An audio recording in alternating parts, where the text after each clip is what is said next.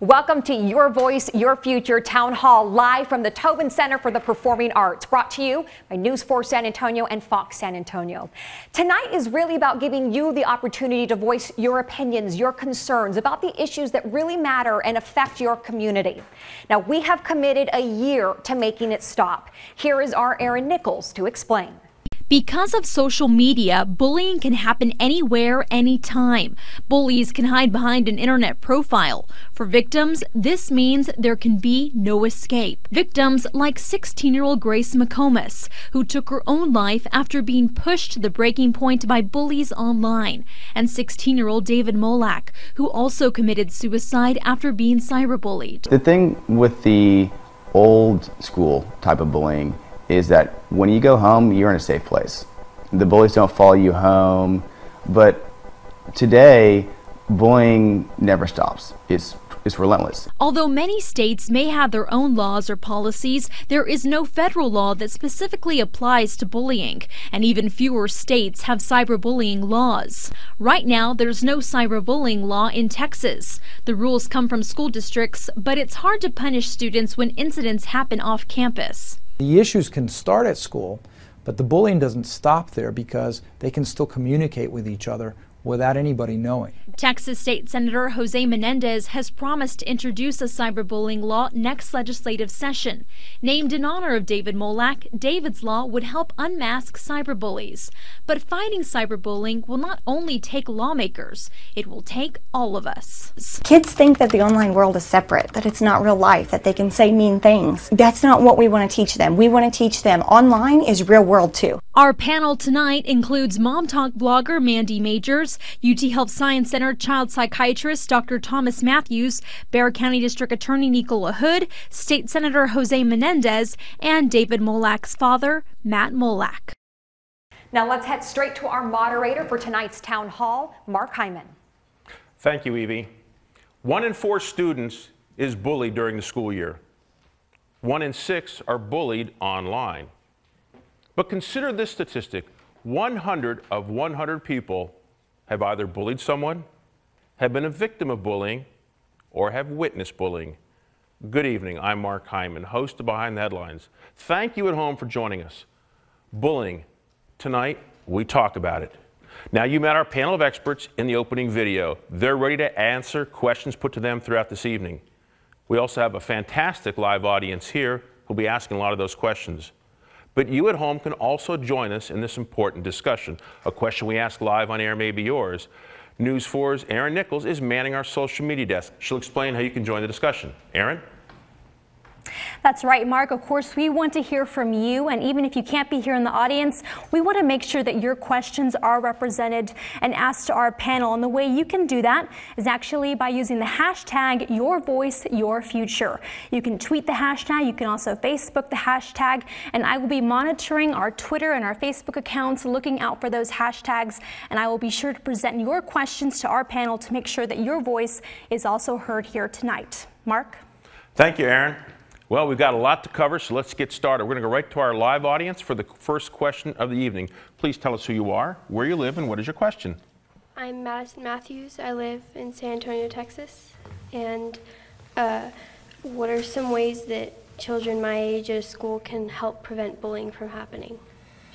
Mrs. Majors, let's go ahead and start with you. You've got children about the same age. How do you stop it?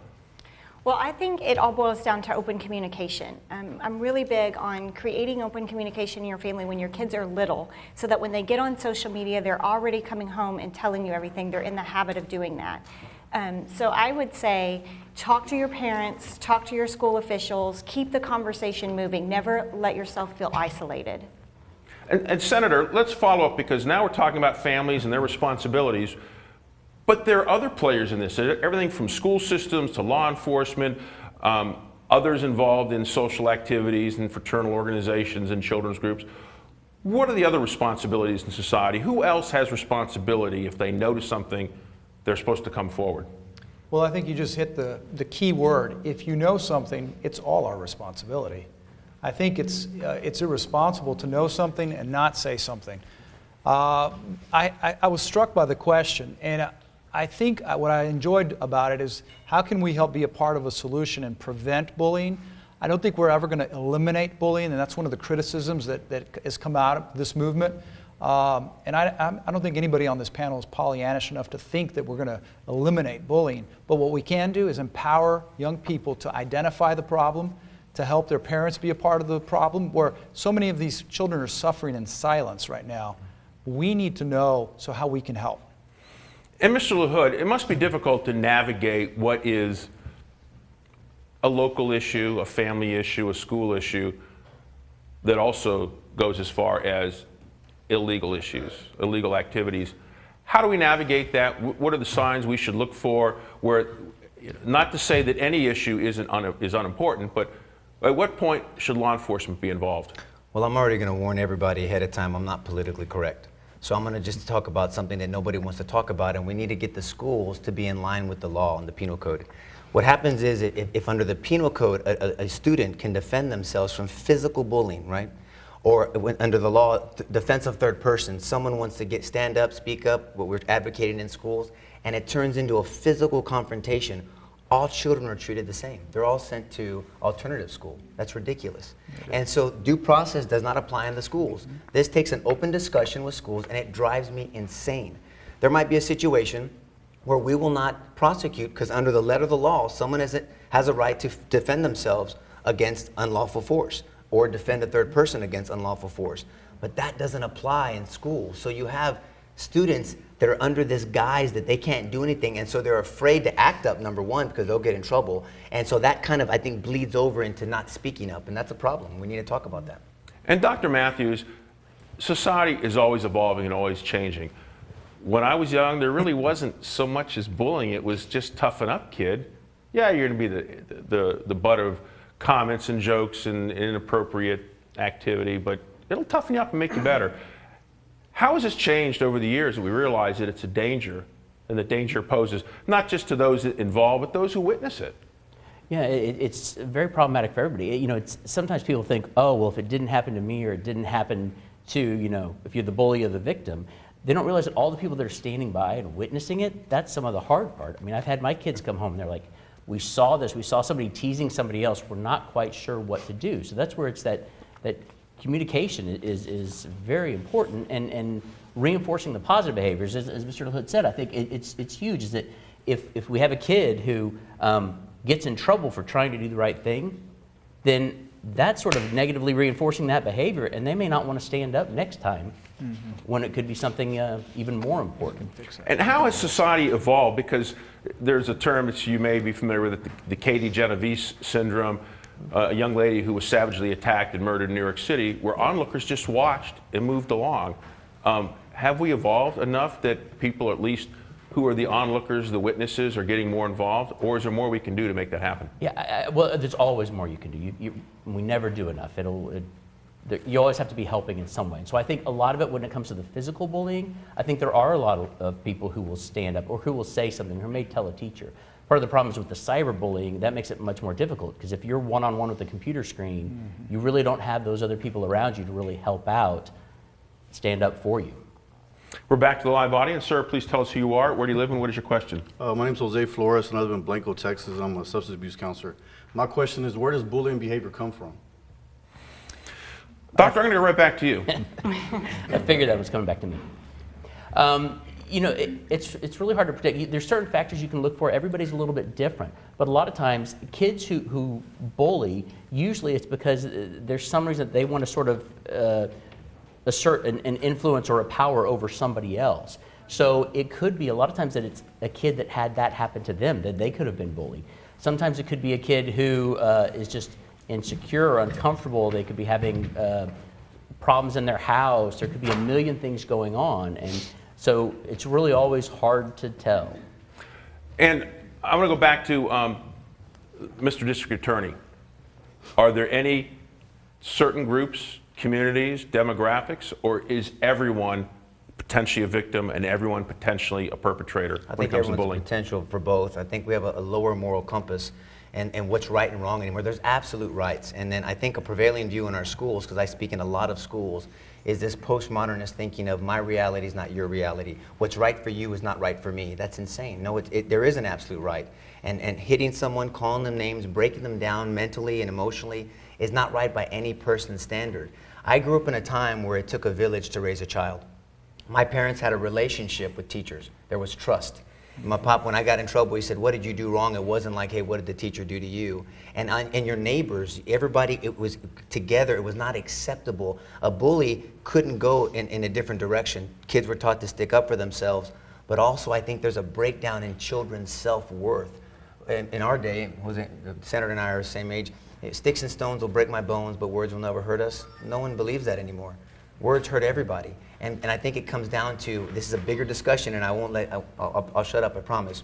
It comes down to, what are we teaching our children? What is their self-worth?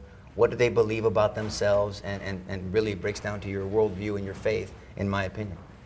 I'd like to bring Mr. Molak in the conversation. First of all, we'd like to thank you for being here under such difficult circumstances. You certainly have our condolences for your loss, and I can tell you, as someone who had an immediate family member take their own life, I understand the pain you're suffering, and so for you to be here, we appreciate the strength that you have shown to be here, part of the discussion. What would you like to add about this entire issue about bullying, and what have you, certainly your experience as a parent, when you've seen it in the terrible circumstances that occurred that affected your family? Well, first of all, I want to deflect a little bit and thank News 4 and their parent company. You know, Aaron Nichols has been with our family since the very beginning, talking to my sons and reporting on this issue, what I believe in a positive way, keeping it in the forefront, keeping it on people's minds. You know, and there have been other reports that have come out that have kind of tried to change the narrative and into the other writer's perspective and focus on class issues or other issues that really don't have anything to do with what we're talking about. To me, this is not an Alamo Heights issue. It's not a public school, private school issue. It's not a San Antonio issue. It's we've heard from people all over the country. We've heard from people outside of the country. This is something that is troubling, and it's just something we need to catch up with as parents and educators here in Texas. You know, to me, it's you introduce as experts, and I don't know if I qualify as any kind of an expert, except as someone who has felt an extreme amount of pain and continues to feel that pain. My family is going through something like this is something that I don't want anybody else to have to go through. And you know, whatever we can do to change that and to save lives, we're going to do, and we're going to do that to honor our son. But to me, I think it's four areas that we need to address. The first one is the peers. Okay, that we have the school, we have the parents, we have laws, but this can be stopped right away by the peers. What can we do to develop moral courage in our youth so that they're willing to stand up and speak out and stop it before it escalates. Join the conversation, say this is wrong, knock it off, whatever. And in doing that, they're risking their status. They might not be considered cool. It will take some courage, but how do we do that? Because we need to encourage that kind of behavior and reward that kind of behavior instead of the other kind. As parents, we just need to do a better job parenting, be involved, know what our kids are up to, monitor the communication equipment in a better way. Schools, I know schools have a tough job as it is, but most of this is happening at school-age kids. This is where they meet. This is where the kids get together. This is where they interact. The schools have got to be involved in some way.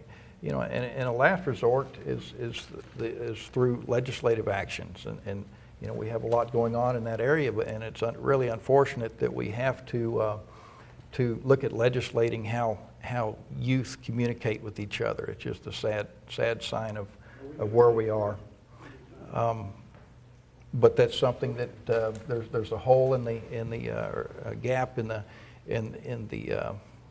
laws that we're just not addressing this. The laws talk about fax machines, and that's about as high tech as they get, from what I've read.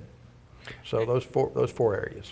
And so as a follow-up to this, as someone who's experienced these tragic circumstances, looking back at it, are there things that perhaps are more clear today that you could look at it and say perhaps faith should play a larger role in society, or there should be more organized sports, or there should be more social activities? Is there something that perhaps you think would be a contributor to having fewer children engaged in bullying? We all need more faith in our lives, and we need to act out our faith, and not just have it be part of our Sunday morning ritual. And it's just the way we treat others. We have just gotten to the point where even as adults, we don't, in a lot of ways, we don't treat each other with kindness. At the workplace, we say things, type things through email that we wish we might not do that. I think just communicating face to face will eliminate a lot of this activity, because people are not going to say the same thing face to face that they're going to do in their office or on their cell phones. And what's also needs to be addressed is the bystander, those that are part of a group, and they're sitting there watching the communication go back and forth. Yes, they might not be a part of it, but by not doing anything, they are in my mind contributing to the problem. We're about 15 minutes into our live broadcast, and some great questions here already. I want to find out what is on this young lady's mind, and then I want to check in and find out what our viewers think of all this at home. In the meantime, please tell us who you are, where do you live, and what is your question? My name is Sylvia Rincon. I work at Southside Independent School District, and I'm from San Antonio and a part of the community for a long time. We're talking about children here, but at Southside, at a school district, not only do we witness bullying amongst our children, but you're kind of touching on it already. We witness firsthand bullying with our parents, amongst themselves, professionals, and elected officials. You're talking about where does this start? Where does it start? Our role models, our adults, are the places where our children look to. How can we possibly fix this when we have issues with our adults? I want to bring the senator back in the conversation. It's interesting, the comment she made, because oftentimes people think that the most brutal and most manly sport out there is the NFL, and yet a couple years ago, an NFL player on a team was let go because he was literally bullying a teammate. Grown men, 300-pounders, bullying each other. What is your sense? We know that we live in a crass society at times. How do we change it at the top? The parents, the role models. So my concern, and I think we've heard little bits and touches from many of the speakers, is that we're having a degradation of our institutions as we know them. We're not growing up in the same period that many of us on this stage grew up. And when there is a lack of respect, and it starts with lack of respect, the respect and learning how to have respect starts with yourself. And I believe that so many of our parents modeled that behavior for us. And what I'm seeing now is what the young lady said, is that so many adults are modeling behavior that we would tell our children not to do, but they're watching adults do it. And so, we've heard the saying so many times, children will they say, do what I say, not what I do, but they will do what you're doing, not what you're saying. They're going to be modeling our behavior. So it starts at home. It starts in the school. It starts there. So, this issue of bullying, this is why it's irrelevant what school, what part of the city, what part of the state, what part of the nation. Bullying is going to occur where one person is choosing to try to make someone else feel less. And I think that's the problem. That we've got to focus on how, as a society, do we teach you don't need to make yourself feel better by making someone else feel worse. Mrs. Majors, you have a large circle of acquaintances and colleagues and friends and followers and contributors to what you do. What are you seeing in the families that you address? What are the thoughts that perhaps we can soften the edges to start off with and perhaps do our best to reduce, if not eliminate, bullying? Well, you know, at the end of the day, it's a hard issue. It's a hard issue, and we see that with parents and adults online. We see the attacks that go out online to people, stars and just normal people that get caught doing something with their phones and then they're attacked. And so our kids see that and they model it, and the comments are brutal. I mean, they just say whatever. We like to teach parents to model for your kids how to behave online, but we also like to teach them that there's a soul behind that screen. So if you wouldn't say it in person, you're not going to type it as a comment. Like, that's our general rule. But just this learning together, like we're the first generation of parents that have to deal with cyber parenting. No other generation has had to do that. I can't call my mom and ask for advice. So what we need to do is band together and really create this conversation, which is great, what this town hall is all about, so that we can learn from each other. You know, get involved. There's so many, kids are communicating on apps, in apps. So if you're checking their text, you're really not seeing their communication.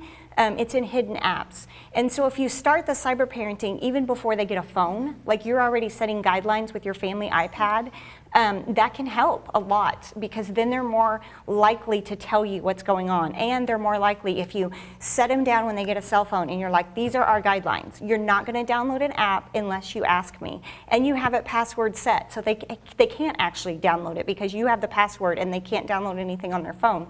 That's a starting point for us. But at the end of the day, we can put all the restrictions in place. We can put all those family guidelines. But at the bottom line, it's a hard issue. It's a hard issue. It's a moral issue of what is right and what is wrong. Mm-hmm. Mr. LaHood, you want to make a comment on this? Well, it's just, I mean, where does it end? I mean, Sylvia brought up a wonderful point, and the Senator, Mrs. Majors, is spot on.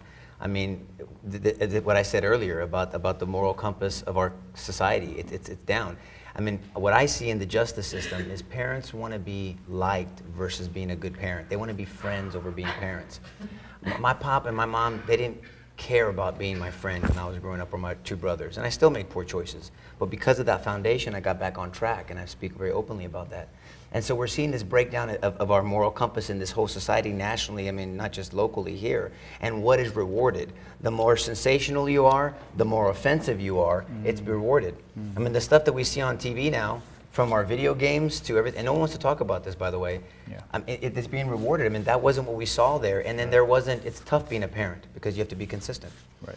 I mean, it's easy just to give in and do whatever you want and be the cool parent and what they see on TV. So this is I'm glad we're starting to peel the onion back on this deal, because you're not going to compartmentalize this issue. This is truly a hard issue, a moral issue that I think everybody's touched on.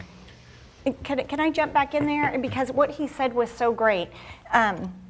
In that likes, he said, you know, parents want to be liked. And I think we're growing up, you know, I'm mid-30s, and I am dealing with what it's like on social media. Like, I want to be liked on social media. And so our kids are 12 and 13 dealing with it. And so that creates a whole other issue. And so when we implemented social media in our household, you know, we sat down and said, you know, it's not about being popular. It's not about being liked. It's about your core group of friends coming together and sharing a little bit of your life. You don't have to tell them everything, but just guiding kids along that as we're figuring it out ourselves. And Mr. Hood mentioned something that I want to check back in with in a few moments, but first I want to find out what our viewers think of all this. So let's go to our social media desk. Aaron, what do you have for us? Of course, I want to remind everyone to continue to use the hashtag #YourVoiceYourFuture as we continue to get in your comments and questions. I want to start out with some comments that we've actually been getting. May Lilies actually says, it all begins in the way you express yourself to others, being polite and remembering to use good manners. It's not hard at all. We also have a comment from Tammy Rhodes, who says it all starts at home. Now, again, we also are hearing from Letty Simon Garcia. She actually is saying that bullying needs laws, and the only way to have control of this problem is that it should have serious consequences and set charges. It should be punishable with probation and jail time. And finally, a question from Margarito Vasquez. He actually asks, how do these town hall meetings end bullying? He adds, the people who go to these meetings aren't bullies, so why preach to the people who don't bully? Some interesting questions there. It's a great question. Let's turn the camera back on us. Mr. Molak, are we wasting our time here tonight? No, absolutely not. This is an issue, and it's not something that we can just not think about or just hope it goes away without acting. And before any change can happen, there has to be awareness, and so this is just part of that. And Dr. Matthews, it's often said the first step to solving a problem is to have a conversation. So is this the proper step? Oh, completely. I mean, you know, if one person that is in this room sees somebody getting bullied and they stand up for that and they make a difference, then this whole thing has been a success. So all it is, it's a communication. And one of the things is that with my family, there's a lot of times we all get on the social media, we all start doing lots of things.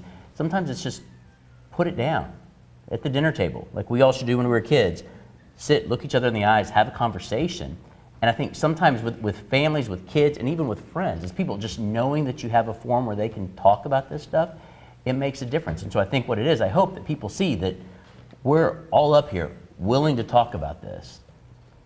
Hopefully that means that somebody else is going to be willing to talk about it, and it's just going to spread. Senator, you deal with so many issues in the Assembly on both sides of the aisle, both lower house, upper house, and so forth. How do you fit an issue like this into that calendar? Because there's so many competing interests, and certainly one life is precious. But how do you make this part of the process so there's honest discussion that if there has to be a legislative solution, you move forward? You know, it's simple.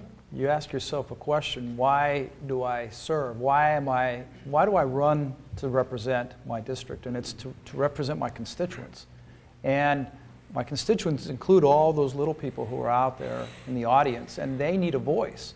And obviously the people who are here, their parents are bringing them, a loved one's brought them. They're here because obviously someone in their life wants something better for them. But what I hope with it, what comes out of this town hall meeting, is that possibly some parents or even some teenagers, but typically it's going to be the adults in their lives, are watching and saying, hey, are you getting bullied? You know, we need to know whether our children, we need to be more involved. And that's what I love about the blog that Ms. Majors has, is because she helps empower parents on how to get involved in their children's lives.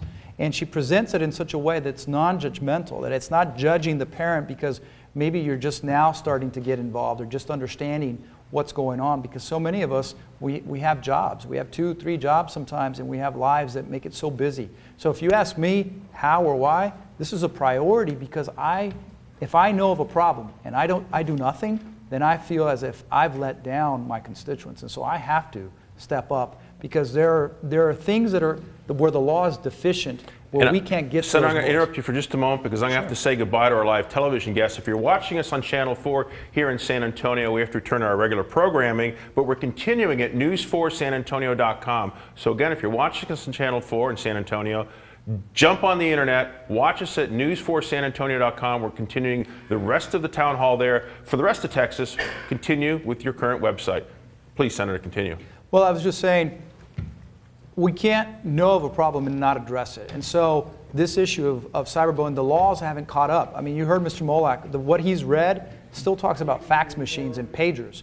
And so we need to look at the laws that have been passed nationwide, and we have in Maryland the most recent law, Grace's Law, is a good model for us to look at, because we need to also unmask those real cowards, and I'm going to call them what they are. They're cowards, to hide behind fictitious Facebook accounts or Twitter accounts or whatever. They don't have the guts, even behind a screen, to be honest about who they're talking to, and they're identifying people who they think they can belittle, they can taunt, they can. In my opinion, they're threatening them. They may not threaten them with taking their life, but enough that I would like to give law enforcement the tools that they need to find out who that person is so they can stop. Dr. Matthews, we tend to focus on young adults, adolescents, but there's a term used on the internet that encompasses everyone. They talk about trolls. Mm-hmm. The term is used by those people who essentially are engaging in some form of cyberbullying. They just do it as adults. Why?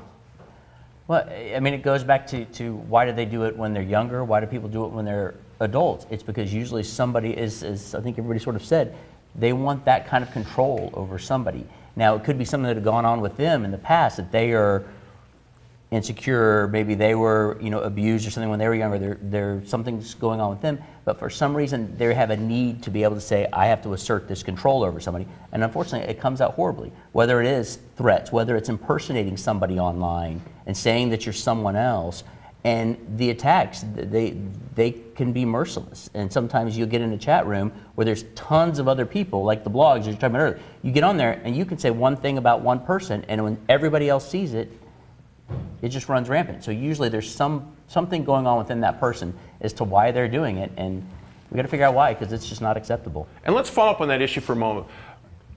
If someone develops cancer, the communities rally around that person. They set up GoFundMe pages. They set up Facebook pages. Neighbors bring meals by to help out the family. If someone has a mental issue, a psychological issue, we don't set up Facebook pages. We don't bring meals around. We tend to shun them. We tend to embarrass them. So society in general, are we creating some of this problem that the people who perhaps should come forward and say, look, I got some things going on upstairs I need some help with, and we don't give them the outlet to feel comfortable about coming forward? Is that a fair comment? Oh, very. I mean, you know, even 15 years ago, mental health was still very taboo. And I think we've come a long ways.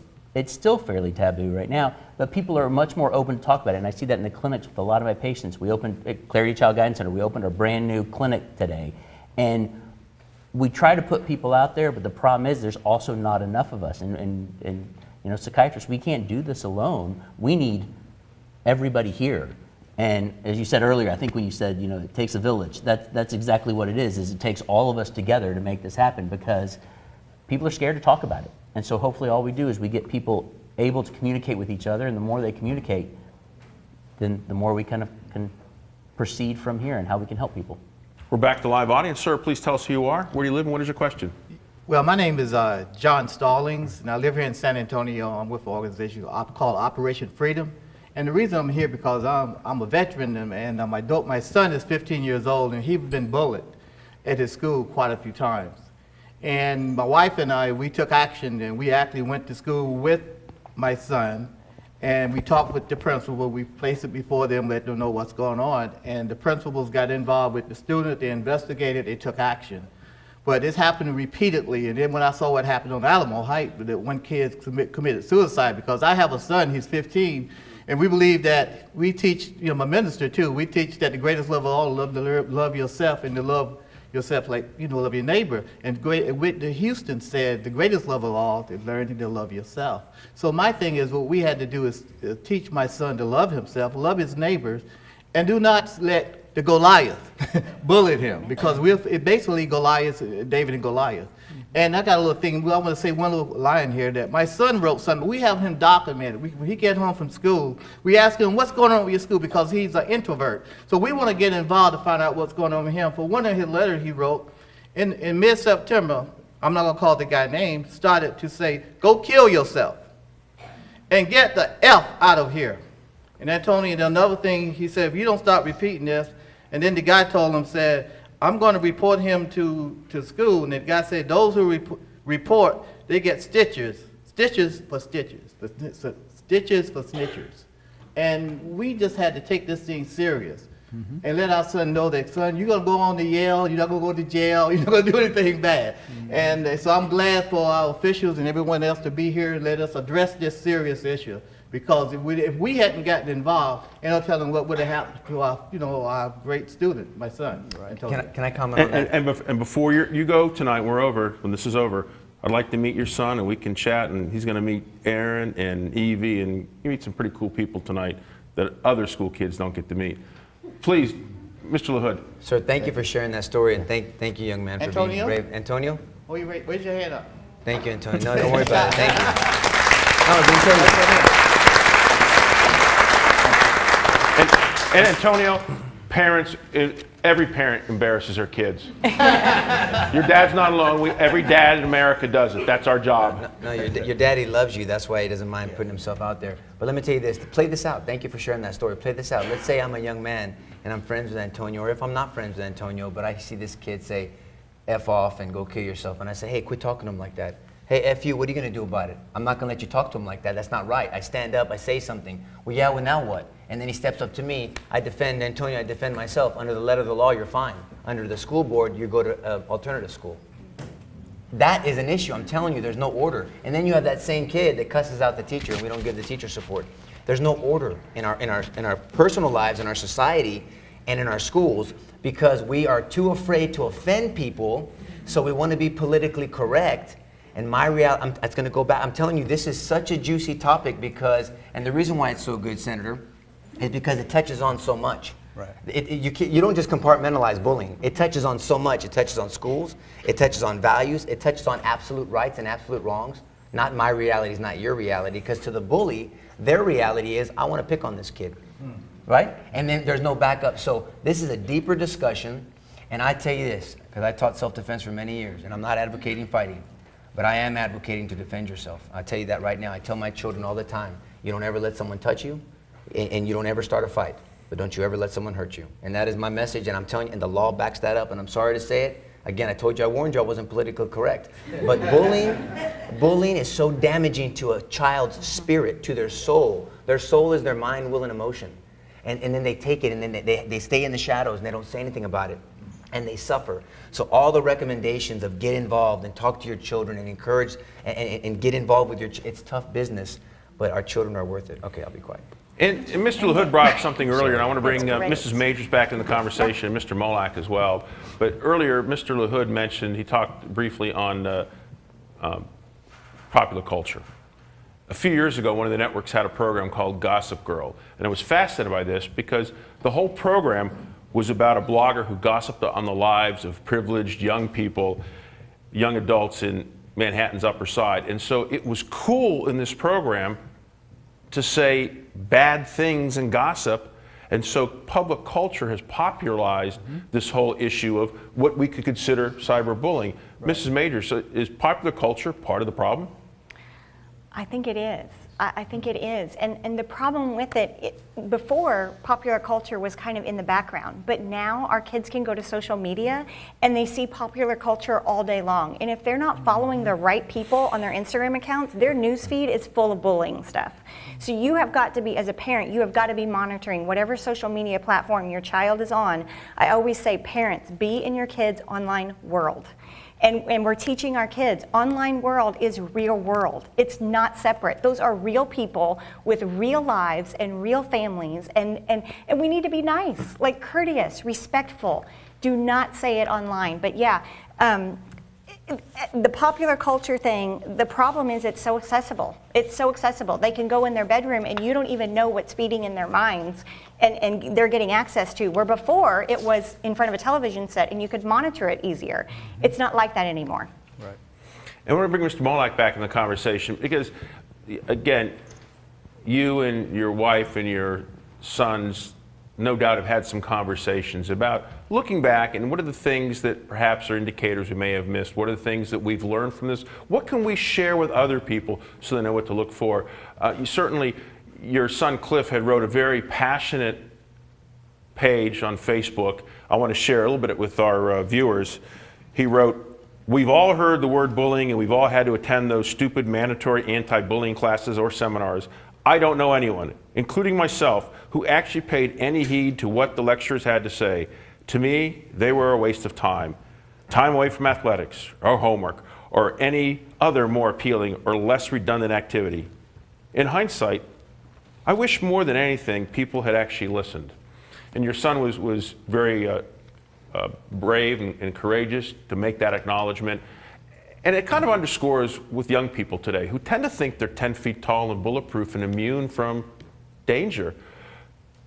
Well, can you share with some of the things perhaps you've had discussions with your family or friends and neighbors about perhaps how parents can be better prepared to understand the potential risk, the potential damage, or the signs to look for?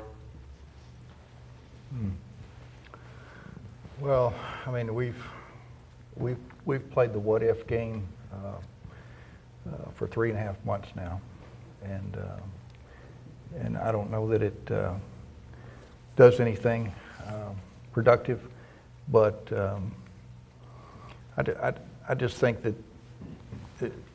regarding the pop culture and all that and how adults treat each other, and that it's one thing for adults, but to me this is a child safety issue, and and so I think through that we get past the freedom of speech issues, we get past all the folks that are going to put up resistance on that from both sides.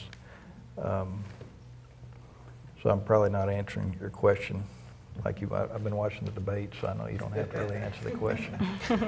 But, just paying attention to your child. You can do everything and that you think is right, and follow the rules, and contact the school, contact the other parents, and you've just got to be your child's best advocate is all I can say. Don't stop. If you don't like what the school is saying, keep going there until they just run you off. Involve other parents. There's so many parents groups, and parents are really the only thing that can make schools change their policies. In the last legislative session, my understanding is that what was passed was really a scaled down version of what was proposed, and really all that was required is that the schools have a policy, and whether that policy is effective or not is really not measured. Whether they're following it is not really looked at. Whether they have what that policy actually is not looked at, and so there's just a lot of things that need to happen if we're going to address this properly. And no matter what you do, there's still going to be, unfortunately, there's going to be things that can't be avoided. I'd like to find out what's on this young lady's mind, and then after that, we're going to check in with our viewers at home to see what they think of everything so far. Please tell us who you are, where you live, and what is your question? My name is Denise DeGear. I'm from Alamo Heights, and I'm a parent in the community, but also a technology consultant.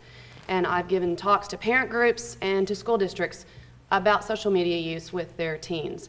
Amazingly, feedback that I'm getting from those that come, they are desirous of learning how to monitor and how to keep an eye on their kids online. The problem is how do they deal with those parents that aren't doing that job, and will any of that be addressed in the legislation to come? So obviously the questions aimed at me in terms of legislation, what we're looking at is primarily giving the schools the ability, and law enforcement the ability, to work together. The law enforcement in many cases may not have the capacity to subpoena. We want to know who's hiding behind the fictitious accounts in many ways. If you know who you're dealing with, if you know this child is the bully, then you do like the gentleman spoke earlier. You go to the school and you confront, you talk to them, you talk to the parents of that. But if you don't know who's doing the bullying, it's 100 times worse. Because sometimes when you do complain to Facebook or Twitter, they'll shut that account down, but he just pops up with a new one.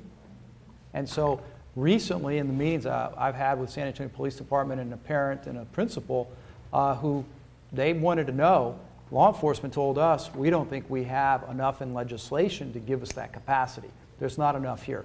We think there should be, and those are the tools that we're going to be looking to give law enforcement.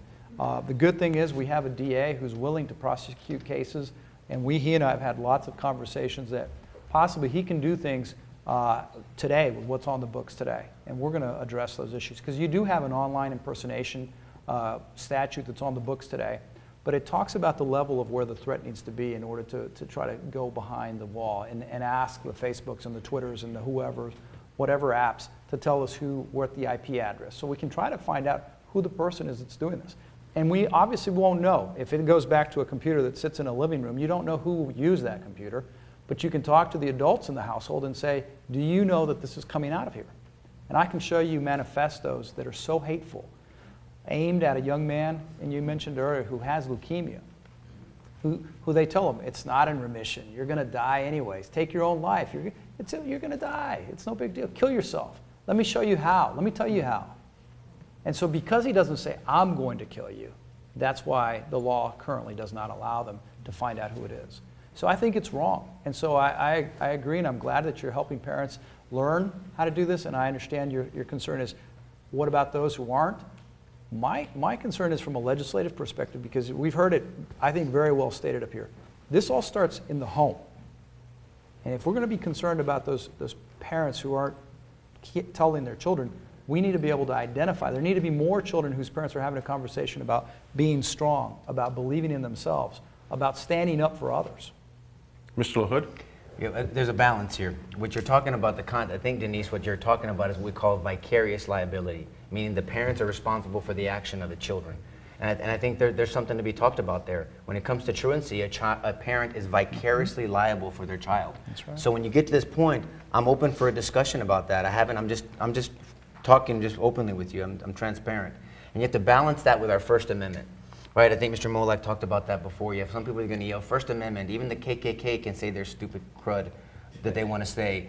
I almost said a bad word, but I didn't. They say their stupid stuff because it's protected by the First Amendment. But we know that the First Amendment doesn't protect someone to come into a theater and yell fire, because that's causing to harm somebody. So there's a balancing act. We need some common sense and respond versus react, and really try to shake off the emotion and objectively look at situations. So I'm willing to have discussions with the good senator here and other senators and state reps about vicarious liability once the parent has been placed on notice. I think there's a notice requirement under the due process portion of our Constitution.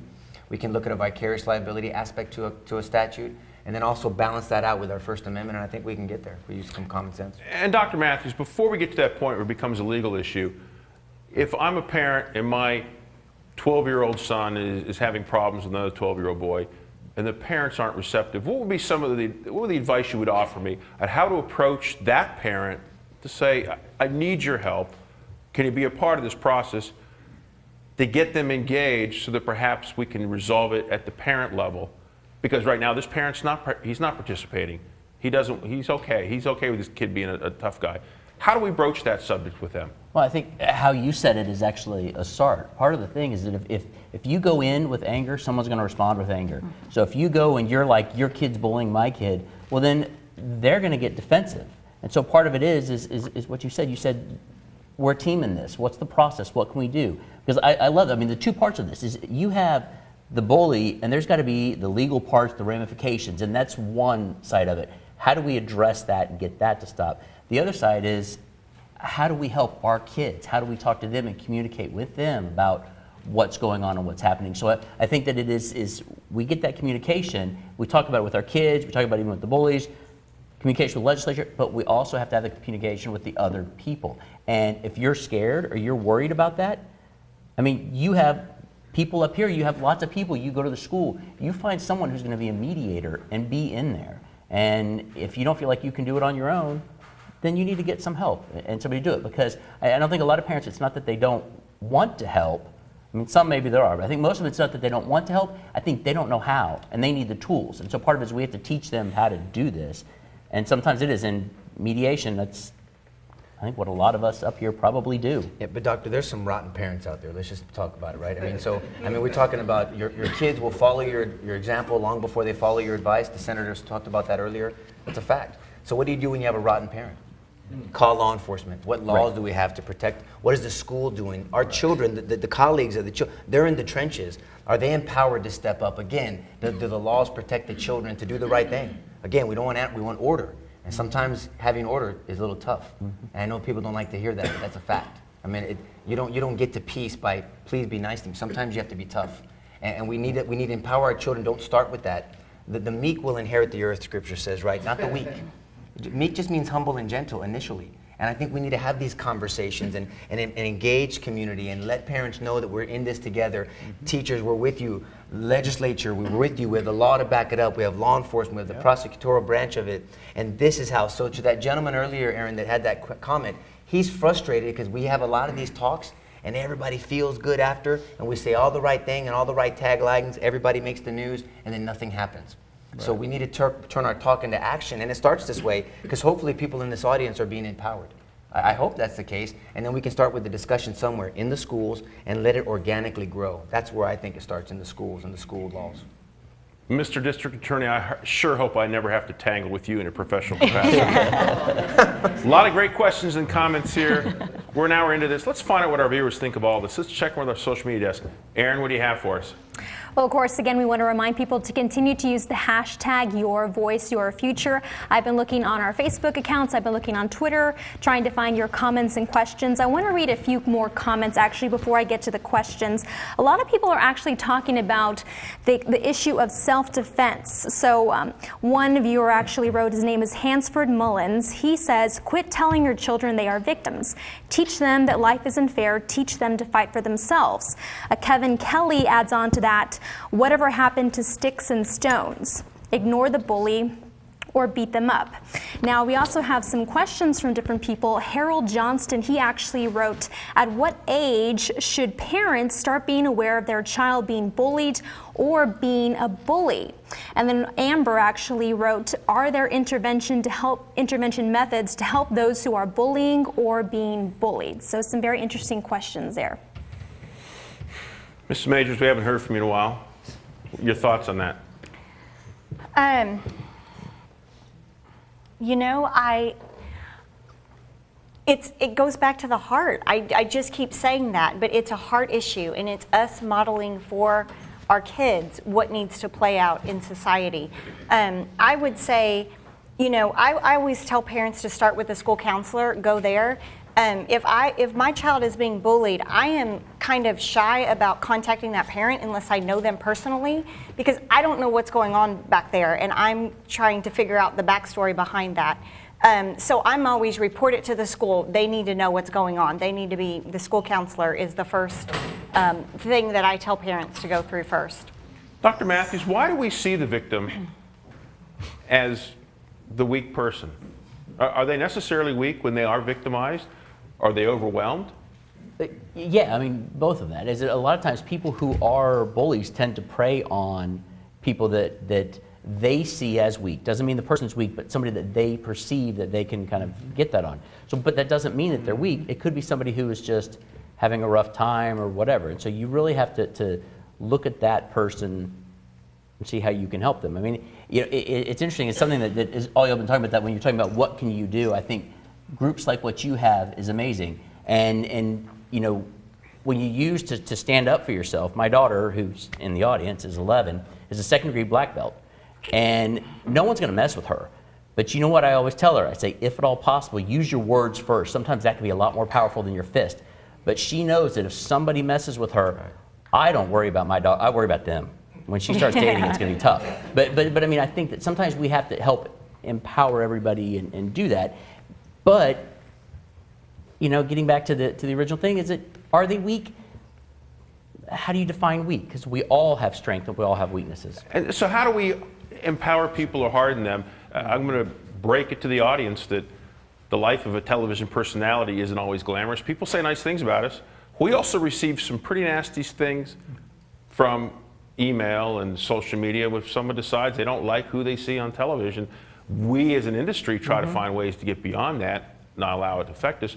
But how do we do that to someone who's 12 or 14, has a disability, or has another challenge that actually apparently in their mind puts them at a disadvantage? Yeah, as you were saying earlier, as everybody was talking, one of the things I was thinking about is I teach development. And so development is important because with us as adults, when something like that happens, we hope that we know what to do.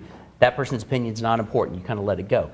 But when you're 5, when you're 8, when you're 12, developmentally, you're at different stages at those times. And so part of what it is, you have to meet that kid at the level that they are. If they have illnesses and things like that, you have to meet them at the level that they can understand and help try to empower them there. But at the exact same time as what you guys are saying, you have to shield them from that. You have to make it stop. Okay? It has to stop first before then you can say, let me help you and let me help you strengthen yourself. How do you make it stop if it's happening in the home by their own siblings and the father looks the other way? That's what I have right here. This is my 10-year-old who needs a voice. And it's happening by his brothers who are 13 and 16 years old. Now, we have joint custody, and the minute I say that word, they're like, it's a custody issue. You have to go back to the court. But he's 10 years old and has been picked on by his brothers, being slapped on the head, punched in the face on a continuous basis, called very perverse names on a continuous basis, as well as other bullying happening by his teacher in school. I mean, he has gone to his counselor. I have brought it up to his principal. He finally got the courage to stand up to his father. And his father tells him, "Are you sure? Because I'm videotaping you in your room." And questions him. And every door that we have gone to, Child Safe, Battered Women's Shelter, CASA, as well as CPS, their response is, he said, they said, because he's not black and blue.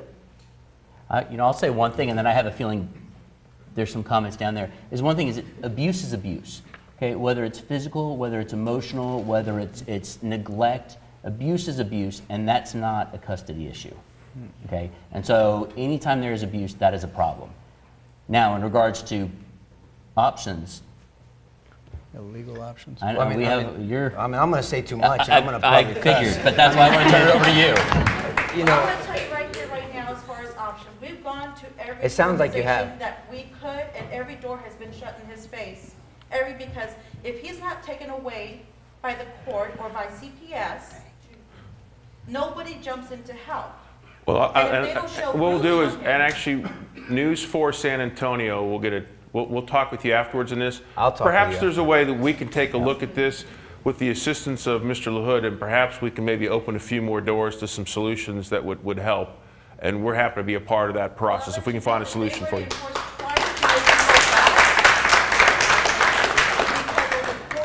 Saying that he has to go back regardless of what he's saying. Okay. And he's already at the point of wanting to run away or not be here on this earth or his All right. words. And we will talk after the event, and we'll see I'll what we talk can with do. you. And I suspect Mr. LaHood will take a look at this, and maybe we can help move the needle and help find a solution for this. I want to take this moment to chat with the young lady. I got a chance to meet you before the program. You're a superstar, you know that. First of all, tell us who you are. Tell us your first name and where do you go to school. I'm Mia Alcocer. I go to Gallardo Elementary, Southside ISD. And you're a bit of a filmmaker too, didn't you? You made a film recently. Can you tell us quickly about that film? Well, me and my friend Marissa started an anti-bullying campaign, and we got interviewed, and we were on the news, and we talked about how bullying is and how we can stop it. And we're going to put your video on our Facebook page, so anyone who wants to watch it, we will have a link to your video. So you are two young ladies who've taken a stand, and you're trying to make a change. You want to make it stop, right? Yes. Now you have a question for our panel? If you have been bullied, how was your experience? Anyone on their stage been I'll bullied? say, the first fight I ever got into was defending somebody from bullying. I was in 4th grade, and I knocked the hell out of this kid for picking on this other kid. And it was the first fight I ever got into. And I didn't get in trouble. Went to a private school. They figured out what happened. They actually took the time to ask the question. I didn't go to alternative school because there was witnesses, and they did the right thing. Thank God for that. And my parents didn't get on me. They said, you did the right thing for sticking up for somebody. You see my point? So this is what it was. His name was Aaron. I won't say his last name. I'll never forget it. And that's the right thing to do. So thank God I've never been bullied. I'm kind of wired differently, but I saw a lot of it, and I was quiet to it when I was younger because I don't know if they're my friends too. The bullies were my friends, so I didn't want to say until it got bad. Then I became friends with the young boy. I got to know him. He had divergent strabismus, so the muscles in his eyes. So he had the eye that came in. He was cross-eyed, and they used to call him C3, and everybody thought it was funny, right? It's not funny. Just like my son is on the spectrum of autism. And so the word retard bothers me. It's offensive to me. Even though he doesn't have Down syndrome, it's still he's special needs. You see my point? And so that's another discussion about special needs children that get picked on, that gets me worked up, as you can imagine. You understand? So I didn't get bullied, but I saw a lot of it. We're back to the live audience. Please tell us who you are, where do you live, and what is your question? Hi, my name is Lisette Reyes, and I'm from San Antonio. I am a parent educator, and I'm coming to represent an 11-year-old girl who's being bullied. It's already 3 times. Mother's been trying to go to the school and hasn't gotten anything done. So my question is, how can we help parents advocate? So I'm teaching them how to advocate, but those resources, if nobody's doing anything at school, like principals, counselors, vice principals, what is the next step? Where do they go? Well, if you would have her or you contact our office, because what we'd like to do is, as we're gathering information for the potential need for legislation. Now, sometimes people see this as a very linear issue, and you say, you're just going to draft legislation to deal with cyberbullying. No, we actually need to do legislation that, how do we help schools see the fact that they need to do more of an investigation and not just take the person sticking up and send them to alternative school. That's not right. How do we help give them do they need more counselors? What do they need to do something about this? Because I'd like to have a conversation with the principal or the superintendent of the school where this is happening and say, why aren't you doing something about this? If this has been brought to your attention 3 times, what are you waiting for? And so, you know, these are conversations that we can have we can need to see what's holding them back. And so sometimes organizations just seeing that someone's taking an interest and wants to know more, they move along, they'll get going, but we'd like to see how do we make an institutional change. I want to make certain that our live audience here knows, as well as our viewers all across the state of Texas, we're not going to make a promise we can't keep, but if there's a role for News 4 to get involved and look at an issue, certainly those who are here live tonight, join us after the program. If you're on our Facebook page, tell us what your concern is. We certainly have other experts here on the dais. I suspect they will all be willing to stay after the program and talk to people individually, perhaps offer some guidance or insight, and maybe there's a role for us to do something and help resolve some of these issues. We're not going to make a promise we can't keep, but we'll do our best to see if we can help find a solution. Mr. Molak, after your son's death, were there any changes at the school? Was there anything they came back with and said, we did things differently, we didn't like what we did, or here's a program? Is there something that perhaps that provided at least guidance for other families, knowing that we will do our best to prevent this from happening in the future? We really haven't had any direct conversations with the school that David was attending when this first started. But they have, our understanding is there have been a few incidents where the tolerance level has gone down, and they're taking it more seriously. They have created a task force with a good number of folks on it, well-qualified people, and they're looking for some solutions, and they've been meeting for a month and a half now.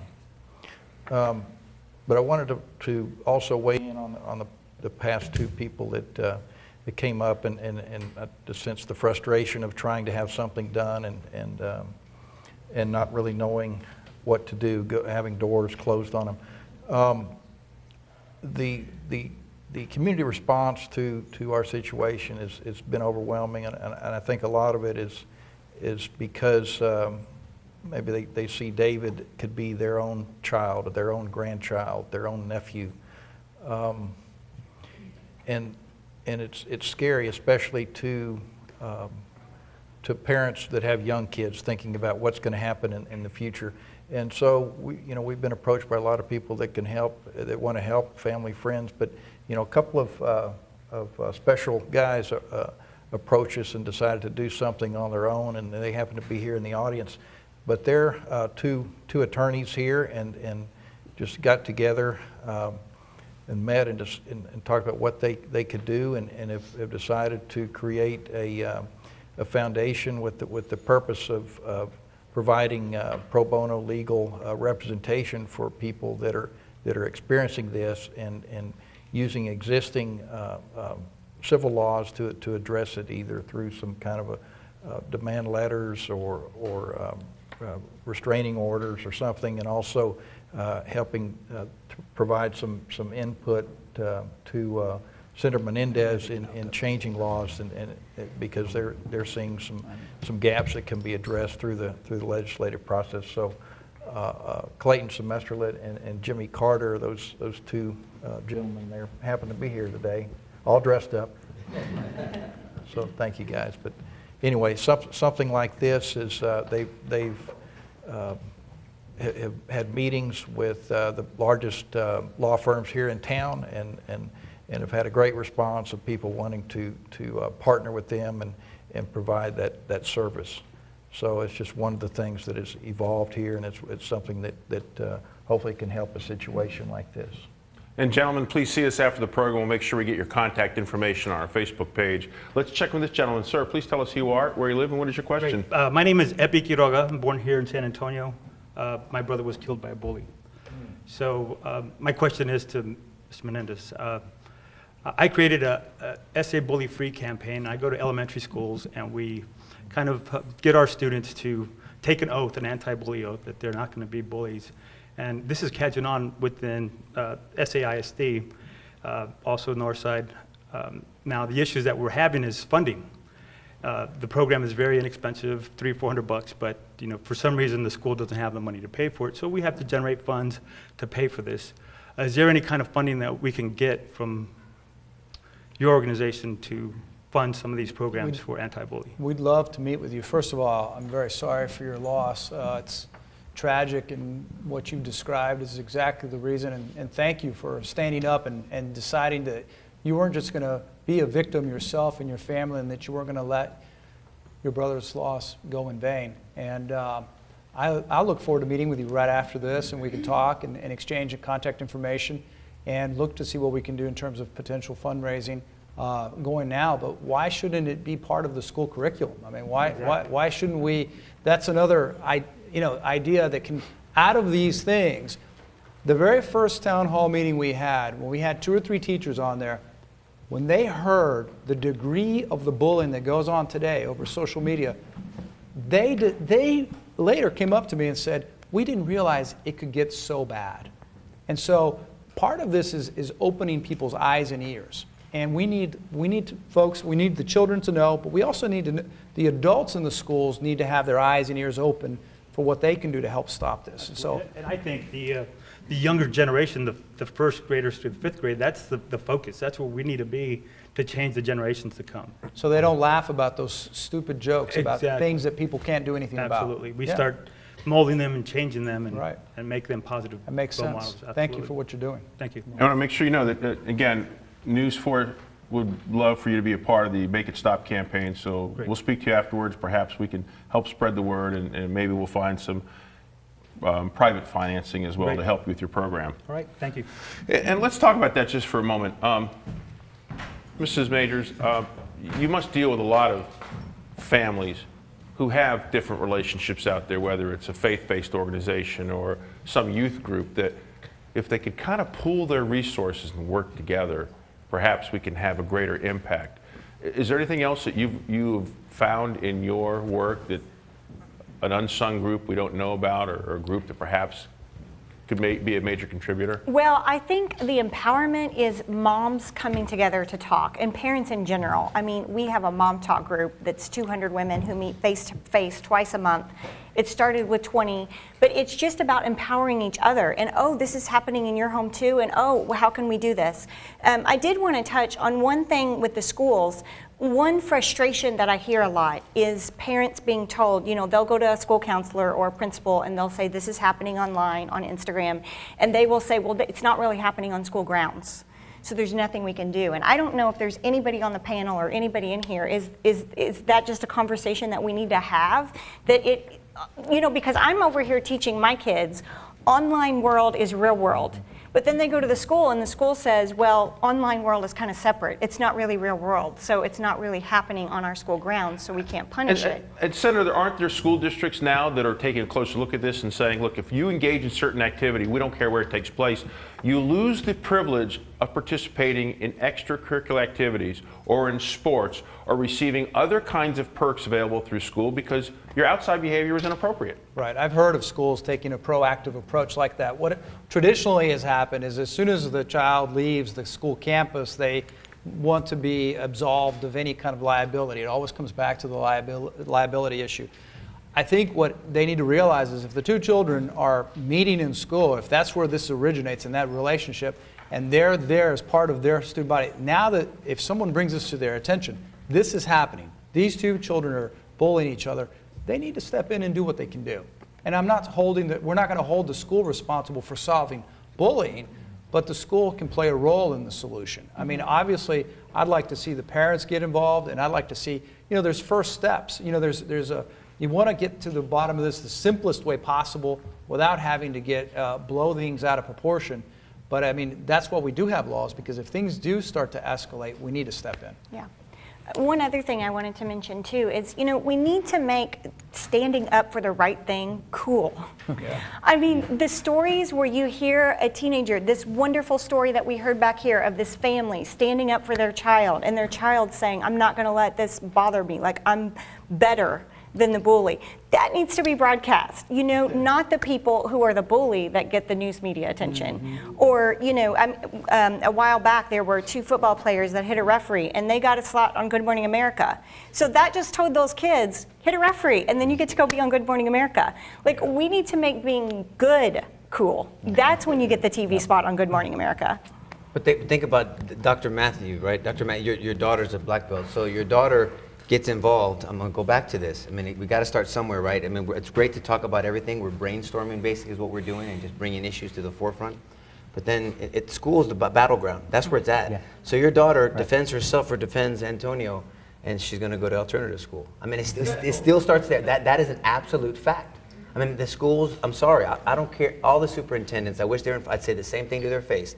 They need to start caring, and they need to get involved and not pass the buck. So you go to the social, what is it, the counselor. Oh, I mean, I know what the superintendent thinks or what the school thinks, right? Or I'm not going to get anywhere with the principal. Oh, okay, it's noted. I don't care about it being noted. I want it to stop. And so we have to empower our children to be responsible, right? That takes a lot of conversation.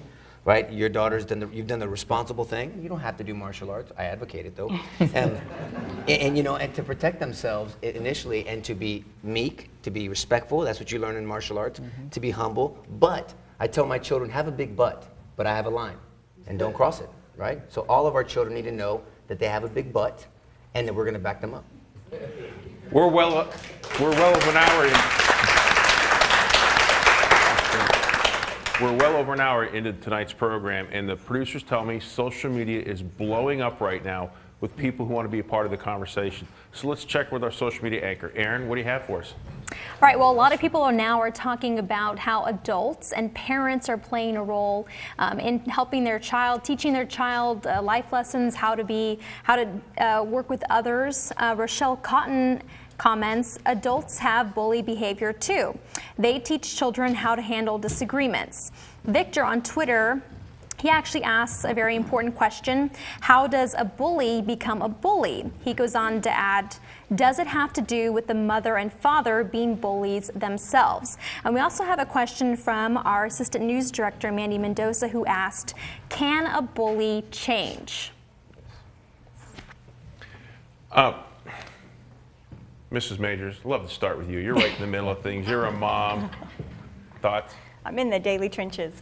Anybody can change. Anybody can change. And you know, we need to be careful too that when somebody is the bully, that we don't attack the bully, because there's a background story there that we don't know. You know, we never know what's happening in the life of the person right next to us. And so a lot of times, I loved what the doctor said, like when they're acting out, there's a background story. Now, I'm not condoning it. It's wrong, and there is a right and wrong, and it's wrong behavior. But we need to get to the deeper issue. You know, we always teach our kids, be the bigger person, you know, turn the other cheek, you know, and really like evaluate what's happening there. Dr. Matthews, we've long thought in society that there are institutions out there that provided positive role models, Boy Scouts, Big Brothers, Big Sisters, and I don't want to get into the politics of it, but some of those organizations, for a number of reasons, have been shunned, not because of the work they do, but maybe some peripheral issues. Have we lost? Is that part of what some of our panelists have already mentioned about the moral compass? Is it about time we return to some of those organizations that, if they're not 100%, they're certainly 90% there at providing the right kind of role model, providing that compass so these young men and young women head in the right direction? As Mr. Hood said earlier, I keep going back to this when you say, you're raised by a village. And so what happens is that, when we had those organizations, if kids weren't getting some of this in their family and they weren't learning how to deal with some of this, they had other avenues. I mean, I've heard so many stories about kids who go into Boy Scouts and do things, and they're like, I had troubles and something clicked and I found someone that could mentor me and make it right. And so the less we have these organizations, and then also the less that families communicate, then you start seeing how we have less and less of that village that was raising us to help out. So I think it would be nice to go back to things like that. But with any of those things, it would be wonderful, but it does. It takes resources, it takes lots of things, but I think that would be a great start to head that direction. Well, and I think both your points, that's part of what tonight's about. As a society, as a community, we need to decide this is our problem. It's not someone else's problem. This young boy, now that we all are aware, we all need to step in. Because just because he has a biological father that chooses to ignore or deny what he's going through doesn't make it right. And so we all have to take responsibility. And so whether it's the school, whether it's the community, when we talk about it takes a village, and that's where so many times I think we've gotten so busy in our lives, and lives are going so fast, that we're also just worried about our little world, that we're not looking at how we can help our neighbors. And that's what we need to do. May I make one point? I'm so sorry, Mark, but I don't want to forget this. We are really good in society at treating symptoms. We put Band-Aids on symptoms. Violence is a symptom. Anger is a symptom. Substance abuse is a symptom. Promiscuity is a symptom. They're all symptoms. And we put Band-Aids on symptoms, and we're really good in the justice system and society to deal with symptoms instead of getting deeper the cause. If you have a cough, I can give you cough suppressant, but that doesn't stop the cause of the cough. If I take care of what's causing the cough, you don't need cough suppressant anymore.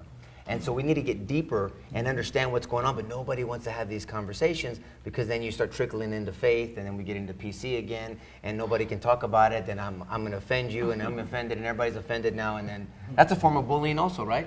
When everybody gets offended and it's like, oh my gosh, I can't say anything anymore. And it's insane. You can't even think anymore. So again, we have to have these we have to have these conversations and just talk as people. That's all. I mean, just talk and reason together, right? Scripture says let's sit down and reason together. So let's reason, thinking of our children first, not of ourselves or our agendas.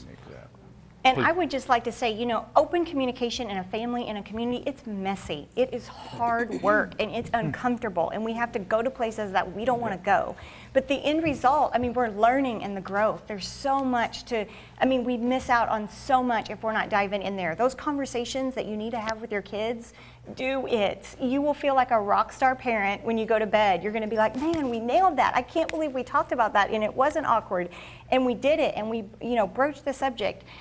So I would just say, communicate. I mean, we just need to come together. Parents, families, community. Our TV viewers don't know, but I spoke with this young lady before the program. She told me there was no way she was going to appear on air. It took an hour. You have something you want to share with us. Please tell us who you are, where you live, and what is it you have? My name is Christy Newbern, and what I brought was an available video that's online to help open up the lines of communication between parents and their children. It's entitled Beat a Bully Without Using Fist. And so it's a whiteboard animation, and I'd love for y'all to see it. And we're going to post that at facebook.com/news4sa. That'll be available there. We thank you for sharing it, and you're part of Make It Stop campaign. We appreciate you being here tonight and for sharing. And it wasn't that hard getting on TV, was it? Yes, it was hard. You did great. Thank you. And there was a young lady right here. Please, you join me over here. If you step on over here, sweetie. We good? Hello. Please tell us who you are. My name is Marvine Springs. I'm from San Antonio, Texas, and me and my sons always been bullied ever since I was growing up. They called me names and all kind of stuff, except for what God named me. But I pray for them. That's it. And so your sons today, are they? How old are they? They're teenagers. Okay, and are they well, still I take that back. They they're grown, and they're doing okay for the time being until someone sets them off, and then they go off. And sometimes they might fuss and fight with them, and other than that, some of them will walk away.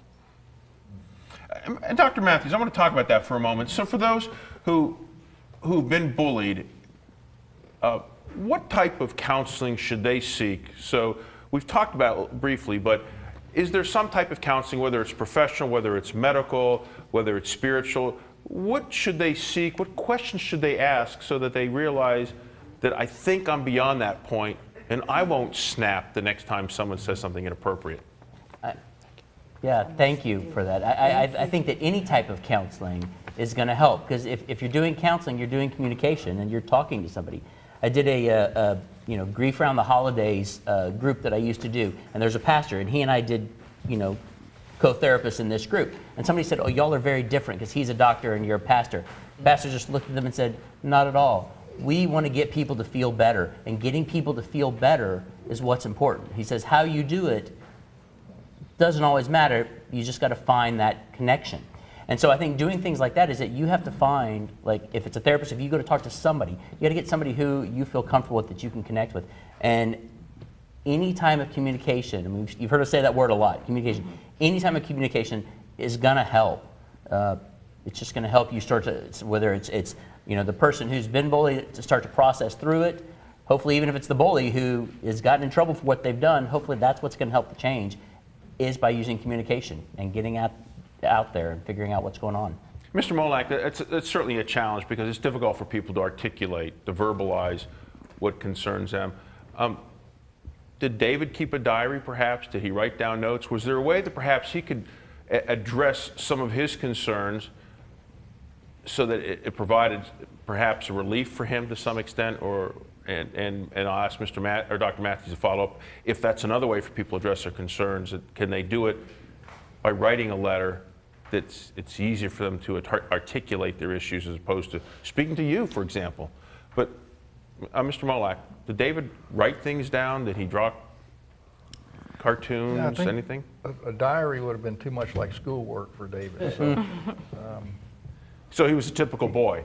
Yeah. He was a typical boy. He was a people person, and he liked communication with people, and he had people that he would share with, but at that age, the people get their some kids get their value from their peers, and if regardless of the relationship with the parents or what the parents say, the love that the parents have for that child sometimes is not enough. And so they're relying too much on the peers to judge them or to feel value. And Dr. Matthews, if there's someone watching us right now who's a victim, and they're not comfortable approaching a family member or another person in authority, they can't verbalize it, should they at least write it down? Would that help? Oh, definitely. I mean, every one of us is different. We all learn in different ways, and we have different ways of outlets. You got a lot of us, I think, up here who are all verbal, all right? And so words are what we use a lot. I've got a lot of people, my older brother's an introvert. He is one of those people that, for him, when he'd gotten bullied at one point, he wrote it down.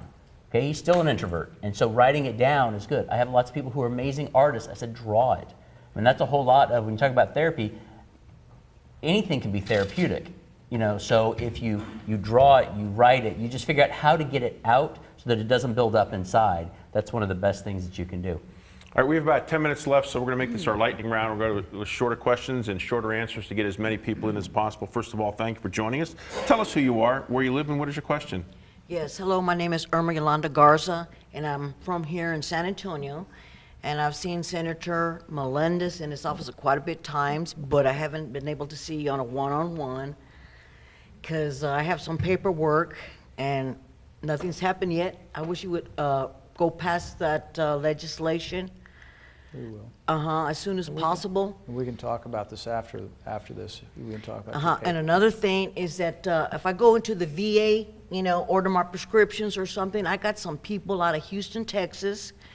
They're harassing and stalking me, and they get on that phone at the where I order the prescriptions, and they're just getting all my PIN codes. And would you be willing to speak with me afterwards and see if we can perhaps find a solution for it, work with the senator as well? I'll be glad. I got a lot of. All right. And then afterwards, we will talk about it, the senator, you and I, and see if we can help find a solution. Right. I need a solution to the problem. Okay, great. And I want to ask this young lady, join me. Thank you. Thank you very much. Yes. Thank you. Please tell us who you are, where you live, and what is your question? My name is Kimberly Ellerick. I live here in San Antonio. I'm actually on the Mom Talk Face group, which I see thousands of moms on there asking difficult and deep questions. But one of the things when I sit back and look at all the different types of questions that are asked that I see is common is the surprise. Bullies do not look the way they look like when we were growing up. We thought it was the tough kid or the kid on the other side of the tracks. It's your daughter. It's your son. And we have moms and dads who are like, not my child. My child has straight A's. My kid's on the soccer team. And I feel like we need to start with parents who understand that you need to have the conversation whether or not your child's been bullied or not. It needs to start before it happens because it could be your child. Yeah. The straight A GT student is also bullying. It's not just the kid who is the outcast. And so my question would be, how do we start that conversation? I mean, Mom Talk is amazing. What do we need to be doing? What do we need to be saying? At what age do we start? And that's great, Mrs. Majors. Right up your alley, because we tend to think old school guys like me. It was a kid, perhaps, who looked a certain way because it was a physical, or the same physical space. We had those conversations, and now it's done on phones and Instagram accounts and Twitter and you name it. And people can hide behind anything. Well, the number one thing you need to always say to yourself as a parent is my child doing it? Are they capable of doing it? Do I talk to them about being nice and setting standards and having respect for all people? I mean, those are basic conversations that you can have over breakfast that could really plant a seed in your child. Don't turn a blind eye. Don't think your child can't do it. Be in their online world. You're going to see their comments. You're going to see who their friends are. You need to be on top of it because they're seeing behavior on screens that we don't see. And so they may be in a real well-rounded family and like Kim said, straight A's, you know, well-adjusted family, but they're seeing all this bullying that goes online on their social media and they think it's normal. They think it's just normal part of life, you know, and that's when we have to set the boundary. I keep going back to what you said, right and wrong. There's a right and a wrong. And when you are degrading someone and speaking down to someone, that's not okay, or threatening them. It's just wrong. Dr. Matthews, we've talked about the personality of people who are victims and offering bullying. What about the physical characteristics? Are there signs such as eating disorders, loss of weight, sleeplessness that might be associated with somebody who's potentially being a victim? Oh, I mean, there can be, but you know, you can't say that, oh, if somebody has this, then that's what it's going to be. The problem is that could be something that contributes to why they're being a bully, but you can never predict. Like you said, it can be, you know, the kid next door. It can be somebody you've known for 15 years. It can be your boss. It can be somebody that you would never suspect. And so that's why you can't just assume. You have to just make sure that you look at it, talk to it, talk to your kids. I mean, ask them early on, just simple little things, and be aware of what they say. My son is 8, just got glasses, and sat there and said, "Dad, do you like my glasses?"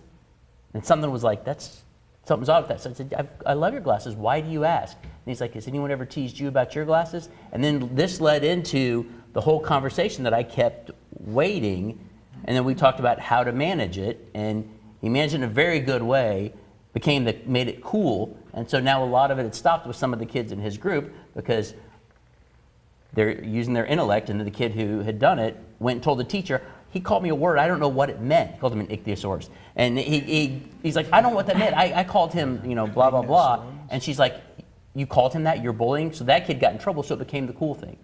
So I think that what you're saying is that we have to have a whole culture shift. But still, once again, we have to have right and wrong. Yes. Yeah, but parents it's appropriate and not. Parents need to, I'm sorry, doctor, but parents need to get away from my kid's never wrong.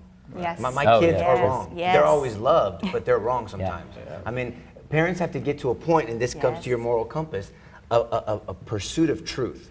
See, when you pursue truth, it doesn't matter what political party you're in, race, gender, your kid, my kid, truth is truth. And so I'm loyal to truth first. I always love my child, but I'm loyal to truth first. And that's the conversations that Ms. Majors can have with these groups and just pursue truth, number one. And don't think it's not my kid, because guess what? It's your kid on either side of that talk. The other thing is that a lot of these young people, when they're saying things, they don't see the harm in some of the words and the things that they're saying. When I hear some of the things that are being said, I go, why would someone say such a thing to that? Well, that's what everybody's doing. And it's back to your statement. They see that as normal, and the person on the receiving side of it doesn't feel it's normal and doesn't appreciate it, so they don't understand in many cases that they're being bullies. Well, why? We're friends. Well, it's not a friendly thing to put them down just because of whatever they wore the wrong brand of clothing that day or whatever the problem may be. So, Mrs. Majors, you want to get something in? Well, we're just desensitized as a society. Yes. We're desensitized. We see people dying on social media all the time. I mean, you just scroll through and, you know, the woman falling through the escalator and all kinds of crazy stuff that we're seeing. And we just forget there's a soul behind that screen. These are people. These are real people that we need to talk with and lift up. Like, what happened to lift each other up, you know, and just encourage one another and empower one another. She's so right. Look at the video games. There's a stupid video game where you get points for taking somebody's purse and knocking them out. What is that, Grand Theft Auto? Grand Theft Auto. That is an asinine game. You actually hit and kill women and steal cars and then you come steal see things. me, and then I'm going to get on your ass, you know? But this is the problem with this issue. We glorify that. But nobody wants to talk about that, right? I don't even like saying the word gun violence. It's violence, and they used gun. Timothy McVeigh used fertilizer. I mean, so it's the hard issue that Ms. Major was talking about, which gets back to our moral compass, which peels the onion back, which gets away from all the symptoms and gets deeper. Those are the conversations you start with, and then you start building off that foundation. Can I say one more thing? I wanted to say, you know, we're talking a lot about what if you find out your child's a bully, and what if you go home tonight and you're looking through your child's social media and you see your child saying something mean and hateful to another child. I just want to say to you parents, don't freak out. Don't yell at them, because if you scream at them and yell at them, the walls are going to be built up and they're going to think you can't handle this. So take a deep breath. You're going to want to scream and cry and go do that behind closed doors with your spouse. But then, you know, really think about what is the lesson here that I want to teach my child. And then sit down and talk about it and say, look, I've missed this as a parent. I've missed it. I should have talked to you more about how people, you know, texting and online stuff, those are real people. And we need to have this conversation now. And it came up earlier about an age. This starts early. This is not teenagers. This starts 3 and 4 years old when they're on the playground and one kid is pushing another kid, and you can go up and have a cool conversation right then and have a teachable moment with 3-year-olds. So this starts early. I wouldn't call it bullying, but right now the producer's yelling in my ear that we're out of time. But you have been so patient. We are going to get you in this conversation. Last question of the night. So please tell us who you are, where do you live, and what is your question? My name is Vicki Gill, and I'm from San Antonio. I am a grandmother that has custody of 3 grandchildren, so I'm starting all over again. So my question deals with what Ms. Major says about making it cool. And I have created a project called BABE, B-A-B-E, which stands for Buddies or Believers Against Bullying Everywhere. And if you turn that acronym around, it stands for Even Bystanders Are Bullies. And I would love to see that implemented in the city, like the DARE project, that the DARE stands for the drugs and babe. Who doesn't want to be a babe? Every kid, especially teenagers, they all want to be a babe. So I would love to see something like that go into the schools. And before you go home tonight, talk to us. We'll make sure we put it on our Facebook page at facebook.com/news4sa. Thank you. And Thank you. Thank you for we're what all you're out of time, but Mr. Moak, I personally admire your strength for being here.